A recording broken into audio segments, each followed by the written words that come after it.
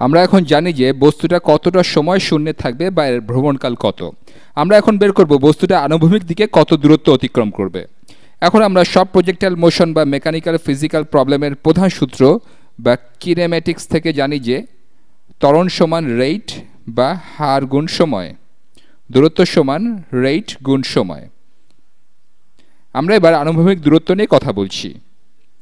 তাহলে আমাদের দূরত্ব হবে, আসলে আনুভূমিক দিকে আমাদের রেট এখানে কত, আনুভূমিক দিকে আমাদের রেট এখানে। এবার যেহেতু আমরা আনুভূমিক দিকে অতিক্রান্ত দূরত্ব বের করতে চাই, তাহলে এখানে রেট হবে বেগের আনুভূমিক উপাংশ। আমরা বেগের আনুভূমিক উপাংশের মান, আমরা প্রথম ভিডিওতে এর মান বের করেছি, এটা হচ্ছে এস কোসাইন অফ থিটা। এটা নিচে লিখে ফেলি।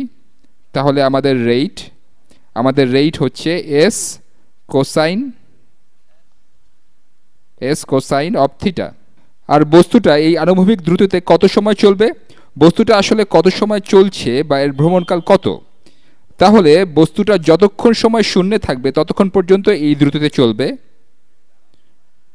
বস্তুটা কতক্ষণ শূন্যে থাকছে সেটা গত ভিডিওতে বের করেছি। বস্তুটা এই সময় 2 sin theta divided by g সময় শূন্যে থাকবে। তাহলে এখানে সময় হবে 2s sin theta divided by g। তাহলে বস্তুটা মোট যে দূরত্ব অতিক্রম করবে সেটা বের করা অনেক সহজ। সেটা হবে রেট গুণ সময় বা এই দুটো জিনিসের গুণফল। আমরা সব কনস্ট্যান্টগুলোকে সামনে লিখতে পারি, তাহলে ভালোভাবে বুঝতে পারবো যে এই দূরত্বটা থিটা এর ফাংশন। তাহলে আমরা লিখতে পারি অতিক্রান্ত দূরত্ব যেটা থিটা এর ফাংশন, সেটা সমান, আমি এটা অন্য রঙে লিখি, এই এস গুণ 2s ডিভাইডেড বাই g। আমি হলুদ রং দিয়ে লিখি, এই এস গুণ 2s ডিভাইডেড বাই g সমান 2 গুণ s স্কোয়ার্ড বাই g।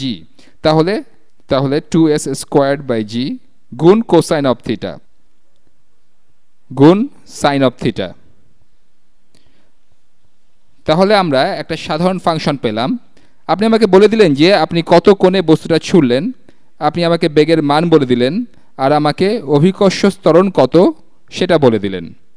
গ্রহটা যদি পৃথিবী হয় তাহলে এই মান আমরা জানি, আর তখন আমি আপনাকে ঠিক বলে দিতে পারবো এটার আনুভূমিক অতিক্রান্ত দূরত্ব কত হবে।